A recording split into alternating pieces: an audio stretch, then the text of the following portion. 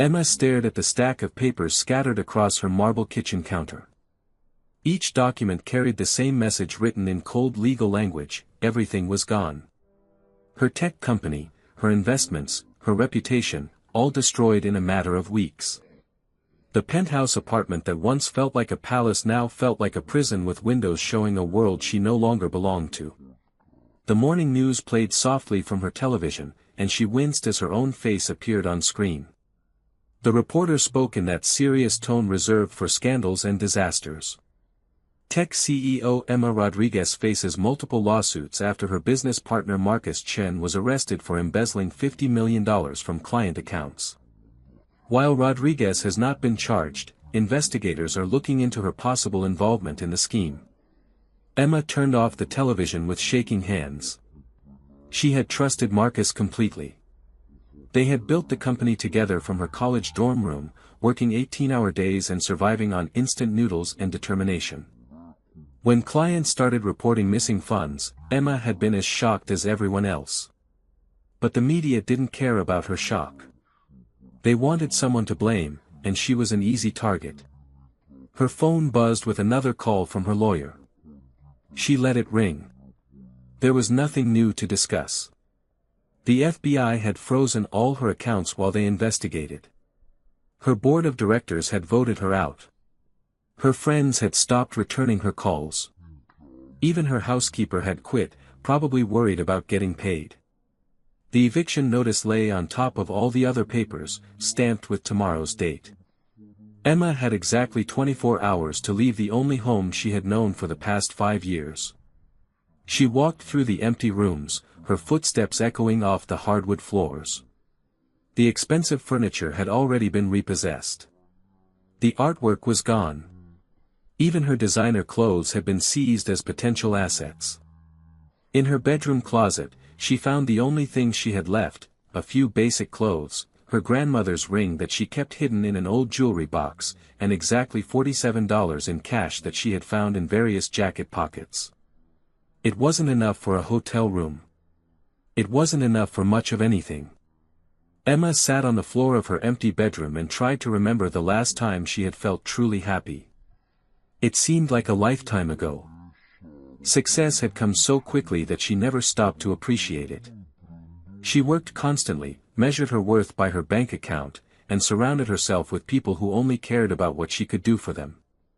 Now that it was all gone, she realized how alone she had always been. The next morning, Emma loaded her few belongings into 2 suitcases and called a taxi. She couldn't afford to keep her car, the payments were too high, and she had no money for gas or insurance. The taxi driver kept glancing at her in his mirror, probably wondering why someone was leaving such an expensive building with so little luggage. "Where to?" he asked. Emma gave him the address of a small apartment she had found online. It was in a neighborhood she had never visited, far from the gleaming towers of downtown where she used to work. The rent was cheap because the building was old and the area was rough, but it was all she could afford with the small amount of money she had left. The apartment was tiny, just one room with a kitchen that was barely big enough for one person. The walls were thin, and she could hear her neighbors arguing next door. The window faced an alley where garbage cans overflowed and stray cats searched for food. But it was hers for the next month, assuming she could find a way to earn money for next month's rent. Emma spent 3 days applying for jobs online, but her name brought up too many news articles. Every potential employer knew who she was and what had happened. Some hung up as soon as she introduced herself. Others listened politely but never called back. She had degrees from prestigious universities and years of business experience, but none of that mattered when people thought she might be a criminal. On Friday morning, she saw a small advertisement in the local newspaper: "Janitor needed at Riverside Community Center. Night shift. No experience necessary. Apply in person." Emma stared at the ad for a long time. She had never cleaned anything more challenging than her own dishes. But she needed work, and this job didn't require a background check or references. The Riverside Community Center was a low brick building surrounded by a parking lot full of potholes. Inside, The walls were painted a cheerful yellow that had faded over the years. Children's artwork hung in the hallways, and she could hear the sounds of an exercise class coming from one of the rooms. The place felt warm and alive, so different from the cold corporate offices she was used to. The manager, Mrs. Patterson, was a kind woman in her 60s who wore a flower print dress and comfortable shoes. She looked Emma up and down, taking in her expensive designer outfit that was now several days old. "You ever done cleaning work before, honey?" Mrs. Patterson asked. "No," Emma admitted. "But I'm a fast learner. It's not easy work. The pay is minimum wage, and the hours are long. You'll be here from 6 in the evening until 2 in the morning, cleaning offices, mopping floors, emptying trash. Think you can handle that?" Emma thought about her empty apartment and her dwindling money. "Yes. I can handle it." Mrs. Patterson studied her for another moment, then nodded. "All right. You can start tonight. Sam will show you the ropes. He's been here for 3 years, knows the job inside and out. Just follow his lead and work hard."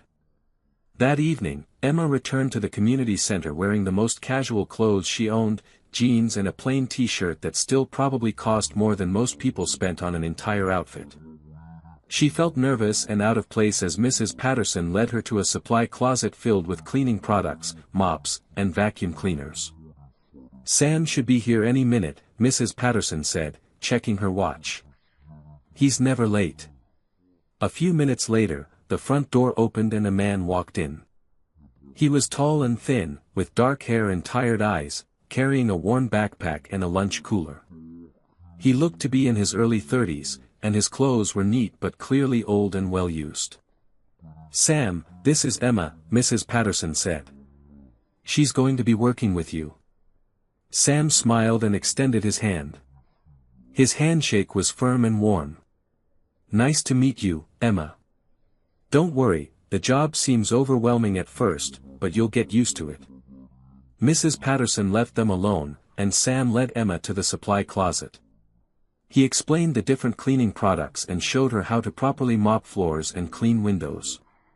His voice was gentle and patient, never making her feel stupid when she asked questions or made mistakes.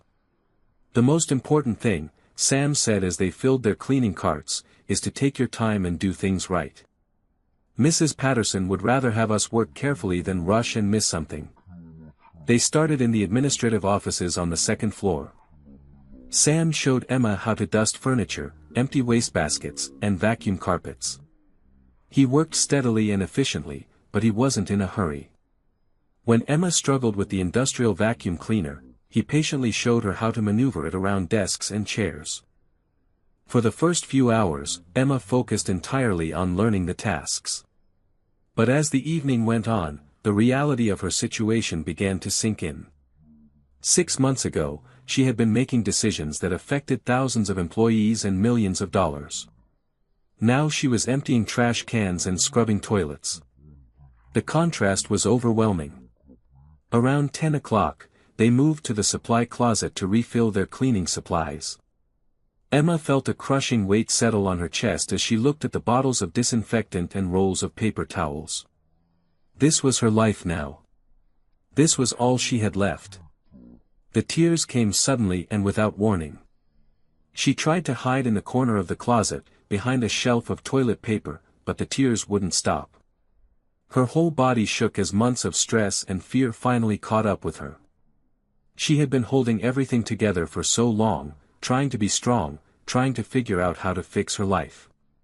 But in that moment, surrounded by cleaning supplies and the smell of industrial soap, she couldn't pretend anymore. Sam found her there, curled up on the floor with her head in her hands. He didn't ask what was wrong or try to tell her that everything would be okay. Instead, he quietly sat down beside her and unscrewed the top of his thermos. The smell of coffee filled the small space. "Here," he said softly, holding out the thermos. "My grandmother always said coffee makes everything a little better." Emma looked up at him through her tears. In the harsh fluorescent light of the supply closet, his face was kind and understanding. There was no judgment in his eyes, no curiosity about why a woman who clearly didn't belong in this job was crying on the floor. There was just human compassion. She took the thermos with shaking hands and sipped the coffee. It was strong and sweet, clearly made with care. They sat in comfortable silence while Emma slowly stopped crying. Sam didn't check his watch or seem impatient to get back to work. He just waited. "Thank you," Emma whispered finally. "Everyone has bad days," Sam said simply. "Tomorrow will be better." Something in his voice made Emma believe him. For the first time since her world had collapsed, she felt like maybe she wasn't completely alone. 3 weeks had passed since Emma's first night at the Riverside Community Center. The work had become routine: arrive at 6, collect cleaning supplies, work through the building floor by floor, finish around 2 in the morning. Her hands were rough now from the cleaning chemicals, and her back ached from bending and lifting, but she had stopped thinking about her old life quite so much. Sam had been patient with her every step of the way. When she accidentally mixed the wrong cleaning products and created a small chemical reaction, he calmly showed her how to ventilate the room and explained which products should never be used together. When she broke a coffee mug while cleaning an office, he helped her sweep up the pieces and told her about the time he had accidentally knocked over an entire plant, covering the carpet with dirt. Mrs. Patterson wasn't happy about that, Sam had said with a small smile. But she understood it was an accident. Everyone makes mistakes when they're learning. Emma began to look forward to their quiet conversations during breaks. Sam never asked personal questions about her past, and she didn't volunteer information. But she found herself curious about him. He always seemed calm and content, even when dealing with the most unpleasant parts of their job. He treated everyone with the same gentle respect, from Mrs. Patterson to the security guards who worked the late shift. On Thursday of her 4th week, Emma noticed Sam checking his phone more frequently than usual. During their dinner break, he seemed distracted and kept glancing at the time. "Is everything okay?" Emma asked as they sat in the small break room, eating sandwiches from the vending machine. Sam hesitated for a moment, then nodded. "My daughter has a school play tomorrow night. I'm trying to figure out if I can switch shifts with Tony so I can be there." Emma was surprised. In all their conversations, Sam had never mentioned having children. "How old is she?" "7, Sam said, and his whole face lit up when he talked about her. "Her name is Lily. She's playing a flower in the spring festival play. She's been practicing her lines for weeks." "That sounds wonderful," Emma said. "I hope you can make it." "Me too," Sam replied. "She's been through a lot, and these little things mean everything to her."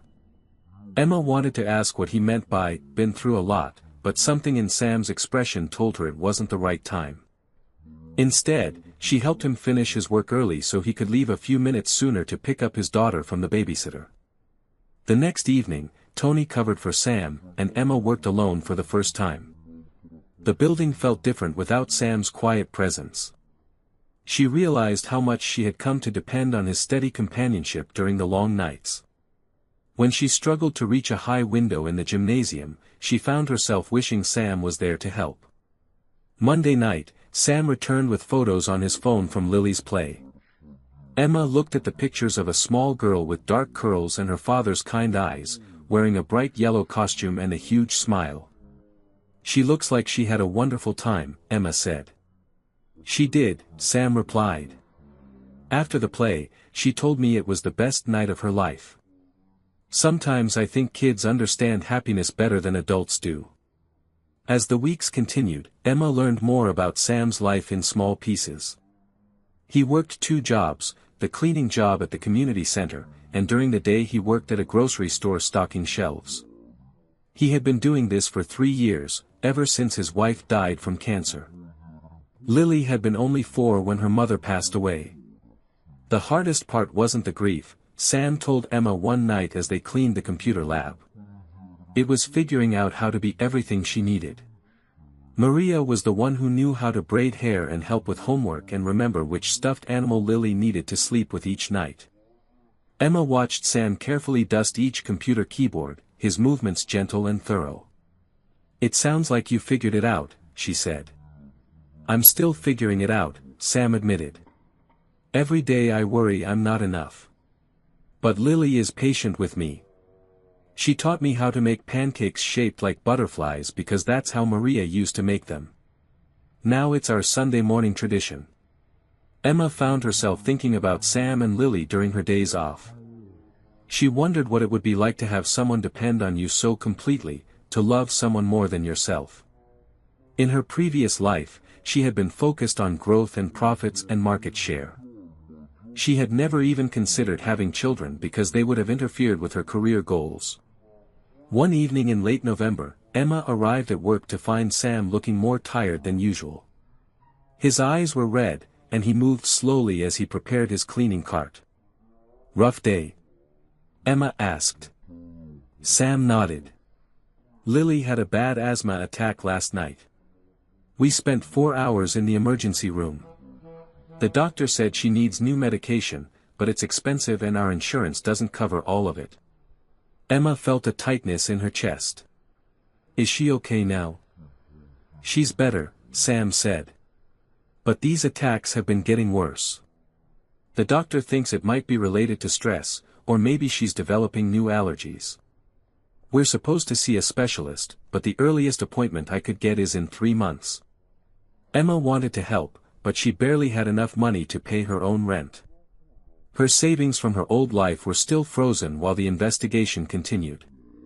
She felt helpless watching Sam worry about his daughter's health while trying to maintain his usual calm demeanor. The following week, Mrs. Patterson asked Emma to stay late to help with a special cleaning project. The community center was hosting a Thanksgiving dinner for local families, and they needed extra help preparing the main hall. Emma agreed, though it meant working until almost 4 in the morning. As she finished mopping the kitchen floor, she heard voices coming from the lobby. She looked through the doorway and saw Sam sitting at one of the small tables with Lily. The little girl was doing homework while her father waited for his shift to end. It was almost 3 in the morning, but Lily was wide awake, working on math problems with a pencil that was so short she could barely hold it. Emma watched from the doorway as Sam helped his daughter with fractions.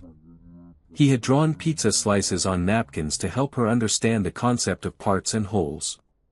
When Lily got frustrated because she couldn't understand why 1/2 was the same as 2/4, Sam patiently drew more pictures until the idea clicked. "Oh," Lily said suddenly. "It's like when we share a sandwich. If I eat half, and you eat half, we both get the same amount as if I ate 2 pieces and you ate 2 pieces when we cut it into 4 pieces. "Exactly," Sam said, smiling proudly. "You're getting really good at this." Emma noticed that Lily's shoes were worn thin at the soles, and her jacket had a small tear in the sleeve that had been carefully mended. Sam's clothes were clean but faded from many washings. Yet both father and daughter seemed completely content sitting in that lobby at 3 in the morning, working on math problems together. As Emma watched them, something shifted inside her chest. For the past 5 years, she had measured success by the size of her bank account, the value of her stock portfolio, and the square footage of her penthouse apartment. She had owned cars that cost more than Sam made in a year, and she had spent more on a single business dinner than he probably spent on groceries in a month. But looking at Sam and Lily, Emma realized that she had never experienced what she was witnessing between them. The complete trust in Lily's eyes when she looked at her father. The gentle patience in Sam's voice as he explained the same concept 3 different ways until she understood. The quiet joy they found in each other's company, even in the middle of the night in an empty community center. When Lily finished her homework, she leaned against her father's arm and yawned. "Daddy, do you think Mommy can see me from heaven when I do good in school?" Sam wrapped his arm around his daughter and kissed the top of her head. "I think she can see everything you do, sweetheart. And I know she's proud of how hard you work and how kind you are to everyone." "I miss her," Lily said softly. "I miss her too," Sam replied. "But you know what? Every time you smile, you look just like her. So in a way, she's still with us." Emma felt tears burning her eyes as she watched this tender moment between father and daughter. She thought about all the times she had worked late into the night, chasing deals and profits while missing the simple moments that actually mattered. She had surrounded herself with expensive things but had never experienced the kind of wealth she was witnessing now, the wealth of unconditional love, of being needed and valued not for what you could provide, but simply for who you were. When Sam's shift ended, Emma helped him gather Lily's homework and the napkins with the pizza drawings. The little girl was half asleep as her father carried her to their old car in the parking lot. Emma watched them drive away and realized that Sam, who worked 2 minimum-wage jobs and worried about medical bills, was richer than she had ever been when she had millions in the bank. That night, as Emma walked to her small apartment in the early morning darkness, she thought about the person she had been before everything fell apart. She had been so focused on accumulating wealth and success that she had forgotten what wealth actually meant. She had confused having things with being happy, and she had mistaken being busy for being fulfilled. Sam had shown her something different. Despite all his struggles and challenges, he had found joy in the everyday moments with his daughter. He faced each day with quiet dignity and treated everyone around him with kindness and respect. He had less money than Emma spent on coffee in her previous life, but he was living a life that actually mattered. For the first time since her world had collapsed, Emma began to wonder if losing everything might have been the best thing that ever happened to her. December arrived with an early winter storm that covered the city in a thick blanket of snow. Emma had been working at the community center for 2 months now, and the job no longer felt strange or difficult. She had developed her own rhythm for cleaning each room and had even started suggesting small improvements to make their work more efficient. Her relationship with Sam had grown into a comfortable friendship built on shared quiet hours and mutual respect. He never asked about her past, and she never offered details about how she had ended up working as a janitor. But Emma found herself looking forward to their conversations during breaks and the way Sam always made sure she felt included and valued. On Wednesday evening, December 15th, Emma arrived at work to find Sam pacing anxiously in the parking lot, talking rapidly on his phone. His voice carried across the cold air as she approached the building. "Please, Mrs. Chen, I understand you have rules, but this is an emergency," Sam was saying. "I know I've already asked for schedule changes this month, but my daughter is sick and I don't have anyone else who can watch her." Emma slowed her steps, not wanting to interrupt what was clearly a difficult conversation. Sam's day job supervisor at the grocery store was apparently not being understanding about his situation. "Yes, I understand that missing another shift could result in termination," Sam continued, his voice tight with stress. "But what am I supposed to do? She's 7 years old and having trouble breathing. I can't leave her alone." Emma watched as Sam ended the call and stood in the parking lot for a moment, his shoulders sagging with defeat. When he finally noticed her approaching, he tried to compose himself, but she could see the worry etched across his face. "Is Lily okay?" Emma asked immediately. Sam shook his head. "She's having the worst asthma attack she's had in months. The babysitter called an hour ago saying Lily was wheezing and couldn't catch her breath. I picked her up and brought her home, but she's not getting better. I think I need to take her to the emergency room." "Then take her," Emma said without hesitation. "Don't worry about work tonight." "It's not that simple," Sam replied, running his hands through his hair. "If I miss my day shift tomorrow to stay home with her, Mrs. Chen will fire me. She already warned me about taking too much time off. And if I miss tonight's cleaning shift, Mrs. Patterson might have to let me go too. I can't afford to lose either job." Emma felt a surge of anger at the unfairness of Sam's situation. He was a dedicated employee who worked harder than anyone she had ever known, but he was being forced to choose between his jobs and his daughter's health. The choice shouldn't exist. "Where is Lily now?" Emma asked. "At home with our neighbor, Mrs. Rodriguez. She offered to watch her, but she's elderly and doesn't know what to do if Lily gets worse. I should be there, but I also can't lose these jobs. We need the money for rent and for Lily's medical expenses." Emma made a decision that surprised even herself. Go home to Lily. I'll handle the cleaning tonight. Sam stared at her. You can't clean this whole building by yourself. It takes both of us working together to finish everything before closing time. I'll figure it out, Emma said firmly. I'll stay as late as necessary to get it all done. Mrs. Patterson doesn't need to know you weren't here. Emma, that's asking too much. You'd have to work for 10 hours straight to cover everything we normally do together. Then that's what I'll do, Emma replied. Lily needs you right now. The cleaning can wait, but her health can't. Sam looked like he might argue further, but at that moment his phone rang again. The caller ID showed Mrs. Rodriguez's number. He answered immediately. Is she worse? Sam asked, his voice full of panic. Emma could hear the elderly woman's voice through the phone, speaking rapidly in Spanish. Sam's face went pale as he listened. I'm coming home right now, he said, ending the call. He turned to Emma with fear in his eyes. Mrs. Rodriguez says Lily can barely breathe. She thinks we need to go to the hospital immediately. Go, Emma said, pushing him toward his car. Don't think about work. Just take care of your daughter. Sam hesitated for one more moment, looking torn between gratitude and guilt. I don't know how to thank you for this. You don't need to thank me, Emma replied. Just make sure Lily gets the help she needs. Emma watched Sam drive away, his old car disappearing into the snowy night. Then she turned and walked into the community center, alone.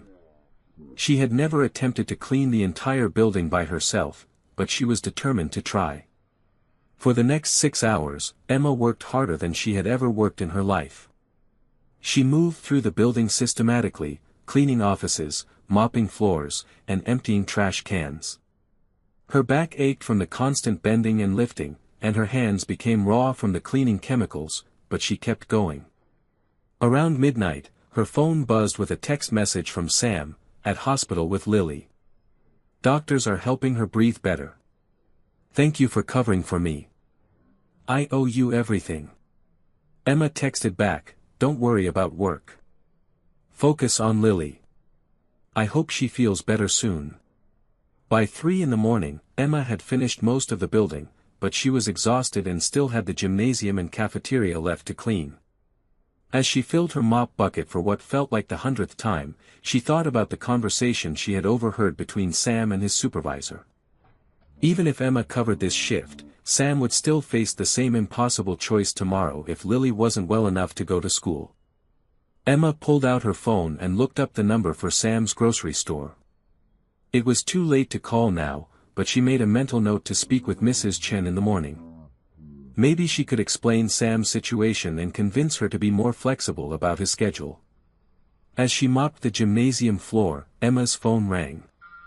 The caller ID showed a number she recognized but hadn't seen in months, her lawyer's office. Emma stared at the phone, wondering why anyone would be calling her at 3 a.m. She almost didn't answer, but curiosity got the better of her. Emma, I'm so glad I reached you, her lawyer's voice came through the phone, sounding excited despite the late hour. I've been trying to call you all evening. I have incredible news. Emma leaned against her mop handle, too tired to feel much excitement about anything. What kind of news? The FBI finished their investigation. You're completely cleared of any wrongdoing.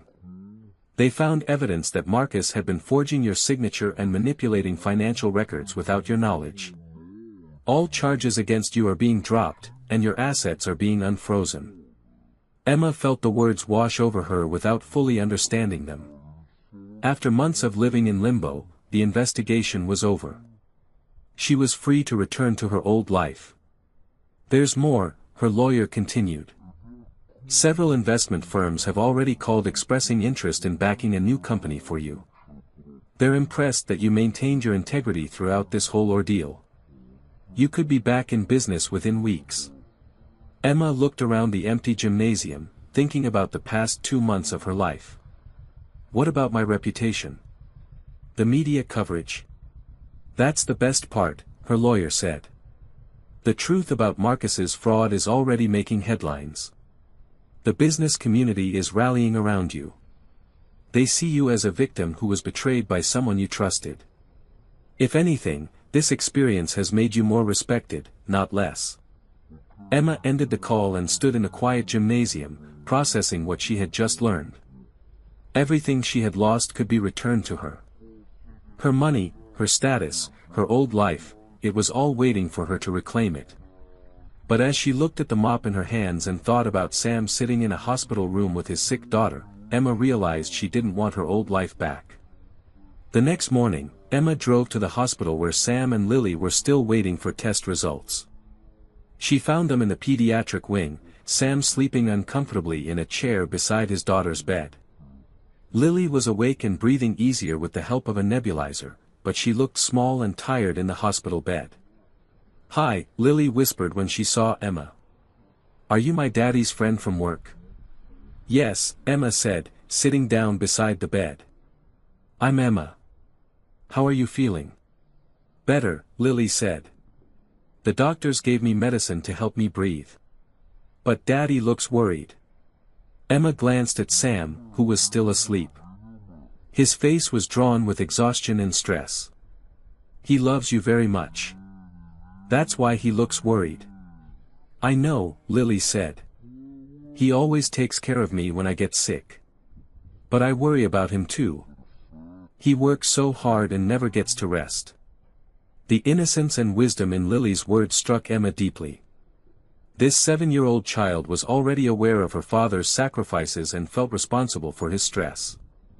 When Sam woke up a few minutes later, he was surprised to see Emma there. "You should be sleeping," he said. "You worked all night because of me. The doctors cleared you, right?" Emma asked, ignoring his concern about her tiredness. "Yes, they want to keep her for a few more hours to make sure the medication is working, but she should be able to go home this afternoon," Sam replied. "How did the cleaning go last night?" "Everything got done," Emma assured him. "But we need to talk about your job situation." Sam's expression became worried again. "Mrs. Chen called this morning. She fired me for missing work yesterday. I explained about Lily's emergency, but she said I've used up all my chances." Emma had expected this news, but it still made her angry. "What about your insurance? Will you lose Lily's health coverage?" "I have 30 days before it runs out," Sam said quietly. "I'll have to find another job quickly." Emma took a deep breath and made the most important decision of her life. "I have a proposition for you. What if I told you that you could have a job where you never have to choose between work and taking care of Lily? A job where you get health insurance, vacation time, and a salary that's enough to cover all your expenses?" Sam looked confused. "What kind of job? And how would you know about it?" Emma smiled, feeling more certain of her path than she had about anything in years. "Because I'm going to create it. I'm starting a non-profit organization focused on providing healthcare access and support for working families. People like you who are doing everything right but still struggling because the system doesn't support them."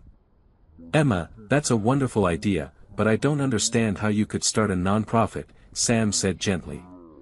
"Don't you need money and connections for something like that?" Emma reached into her purse and pulled out her grandmother's ring, the one valuable thing she had kept hidden throughout all her troubles. "I need to sell this to pay for Lily's hospital bill today. But after that, I'm going to use every connection and every dollar I have to build something that matters." She explained about the phone call from her lawyer, about her cleared name and unfrozen assets. Sam listened in amazement as Emma described her former life and how she had lost everything. "You were a millionaire?"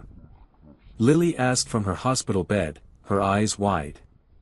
"I was," Emma said. "But I was never as rich as your daddy is now." "But Daddy doesn't have any money," Lily said, confused. Emma looked at Sam, who was holding his daughter's hand with infinite tenderness. "Your daddy is rich in all the ways that actually matter. He has love, integrity, and the ability to find joy in simple moments. That's worth more than any amount of money." 6 months later, the Rodriguez Family Foundation held its grand opening in a renovated building across the street from the Riverside Community Center. The nonprofit provided free healthcare coordination for working families, emergency financial assistance for medical expenses, and support programs for single parents. Sam had become the foundation's first full-time employee as the Family Services Coordinator. His job was to help other parents navigate the challenges he knew so well, finding affordable healthcare, balancing work and parenting responsibilities, and accessing resources for their children's needs. Lily's asthma was now well controlled with proper medication and regular checkups with a specialist. She attended the foundation's after-school program, where she received help with homework and participated in activities with other children while her father worked.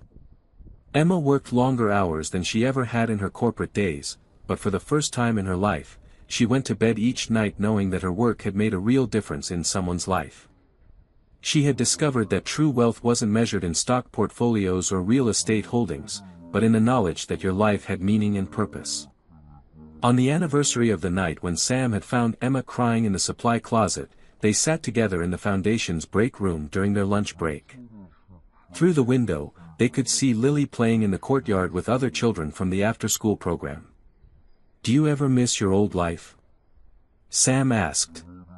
Emma watched Lily teaching a younger child how to jump rope, her face bright with joy and generosity. "I miss some things," she said honestly. "But I wouldn't trade this life for anything. I'm finally doing work that matters." "Lily thinks you're the smartest person in the world," Sam said with a smile. "Lily is wise beyond her years," Emma replied. "She understands something it took me 40 years to learn, that the best things in life can't be bought or sold." As they sat together in comfortable silence, Emma reflected on how dramatically her definition of success had changed. She no longer measured her worth by her bank account or her job title.